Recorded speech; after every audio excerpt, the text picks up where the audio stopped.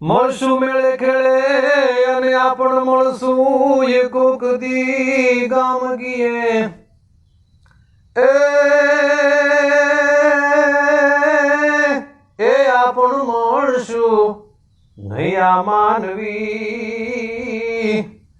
એક દિયા ધરતી ઢંકજીએ મળશું મેળે ખેડે મળશું કોક દી ગામ ગીએ પણ મળશું નહીં મેકરણ એક દિયા ધરતી ઢંકથી. કવિ એમ કે છે કે માણસે વાત કરતા ફલાણા ગામ આપણે મળશું, પેલી જગ્યાએ પ્રસંગ છે તો એ નિમિત્તે મળશું, પણ કવિ એમ લખે છે કે મળશું નહીં મેકરણ એક દિયા ધરતી ઢંકથી.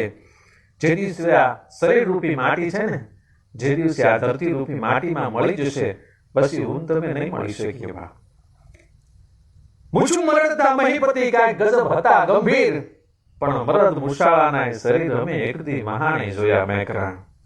અરે માયા જોને નંદે કેવી ભેળી કરી, પણ ઈ સોમ લોભિયાના શરીર અમે એકદી મહાણે જોયા મેકરણ. અરે ઉંમરમાં શેર ભાર માથે મેળેલ નહીં, પણ એના ધડની માથે થાશે ઢેર ઓલા સાણા કાઠની શંકરા. દરેકને વ્યૂ જાવું છે જગતના ચોકમાં, પણ જગતની અંદર જે સારા કર્મો કરીને ગયા છે ને એને જગત યાદ કરે છે. આજે મારા બાપુજીની તિથિ હોવાથી કાંઈક સાહિત્ય રૂપે બે શબ્દો મારા પિતાજીના ચરણમાં મારે અર્પણ કરવા છે. બાપ માટે તો શું કેવું. કવિ એમ લખે છે ચમરબંધીની ચડેલ હોય તો પાયામાંથી પડે, પણ 90 વર્ષે નડે ઓલા બાપની ખોટ બાલિયા. 90 વર્ષનો બુઢો બાપ વિયો જાતો હોય ને તો એની ખોટ તો જીવનમાં પડે પડે અને પડે. માં છે એ રોટલી મને તમને બનાવી દે છે, પણ રોટલીની વ્યવસ્થા તો બાપ જ કરે છે. એની ક્યાં વાત કરો. બાપ સવારમાં ટિફિન લઈ નીકળી જાય, પછી નોકરી જાય, ગમે તે માણસો કાંઈક બોલે તો એનું સાંભળી લે. એથી આગળ વાત કરતા હોય તો માં એમ વિચારે કે મારો દીકરો આજે શું ખાશે, ફલાણું શાક ખાશે, ફલાણું મિષ્ટાન ખાશે. અને ત્યારે બાપ એમ વિચારતો હોય કે મારો દીકરો આખી જિંદગી કઈ રીતે ખાશે, એના માટે એને સારું શિક્ષણ અપાવે, સારી કોલેજમાં એને એડમિશન અપાવે. એ બાપ છે. ત્યારે વ્યૂ દરેકને જાવું છે. બાપનું સમર્પણ આ જીવનમાં અદ્ભુત છે. કોઈ તહેવાર હોય, કોઈ પ્રસંગ હોય એટલે બાપ દરેકને કાંઈક ને કાંઈક લઈ આપે છે. દીકરીને જે જોઈતું એ લઈ આપે, દીકરાને જે જોઈતું એ લઈ આપે, એથી આગળ એની પત્નીને કાંઈ જોઈતું હોય તો એ લઈ આપે. અને ત્યારે છોકરા કે છોકરી એને કે પિતાજી તમારા માટે તમારે કાંઈ નથી લેવું, ત્યારે બાપ એમ કે નહીં મારે ચાલશે બાપ. દીકરો કે દીકરી પત્ની પોતાના આંસુ પાડી અને બાપની આગળ એનું દુઃખ વ્યક્ત કરે છે, પણ બાપ જગતના એક ખૂણામાં કોઈ રડી લેતું હોય ને તો એ બાપ જ હોય છે. બાપનું સમર્પણ અદ્ભુત છે. ત્યારે વયું દરેકને જાવું છે. એટલા માટે ગંગા સતી અને પાનબાઈ એમ કહે છે કે બીજ કે જબુ કે મોતી પરોવી લે તો પરોવી લે, વીજળીના ચમકારે મોતીડા પરોવો પાનબાઈ, નહીં તો અચાનક થાશે અંધારા. જીવન છે વીજળીના ચમકારા જેવું છે. ક્યારે આ જગત છોડી વ્યૂ જવાનું મને તમને ખબર નથી. એમાં ધર્મનું, નીતિનું, ન્યાયનું જો મોતીડું એકાદું પરોવાઈ જાય ને તો જીવન સાર્થક બની જાય.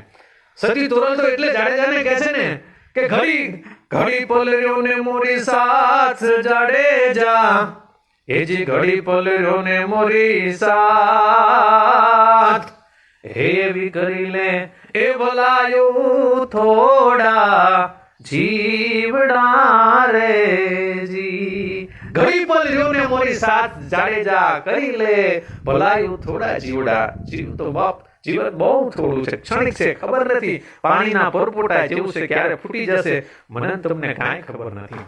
ત્યારે મને કવિ દાદ બાપુની કવિતા યાદ આવે છે.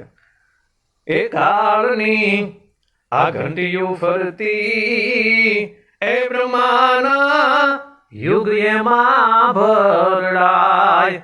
આ કાળની આ ઘંટીયું ફરતી એ બ્રહ્માના યુગ એમાં ભરડાય. યુગોના યુગો છે એ આ કાળના ચક્રમાં ભરડાઈ ચૂક્યા છે. કે દાદ કહે આ દાદ કહે રે નિત ભરડાયા દુનિયા, જે ખીલડેથી ખસી જાય. કવિદાસ બાપુ એમ કહે છે તમે ઘંટીએ દળાવા જાઓ એટલે તમે જોજો કે ખીલે અમુક દાણા આખા રહી જાય છે અને ખીલેથી જે ખસી જાય ને દાણા ઘંટીમાં ભરડાઈ જાય છે. એ દાદ કહેર નિત ભરડાય છે દુનિયા, જે ખીલડેથી ખસી જાય. ધર્મનો, નીતિનો, ન્યાયનો, સત્યનો જે ખીલડો છે એ મૂકી દે છે ને જગતના ચોકમાં, એ આ કાલની ઘંટીમાં કવિ કે ભરડાઈ જાય છે. તો બચે છે કોણ? જે ખીલડે વહી જાય છે ને એ દાણા બચી જાય છે. જેને ધર્મનો, નીતિનો, ન્યાયનો ખીલો જેને પકડી રાખ્યો છે ને એ જગતના ચોકમાં અમર બની જાય છે.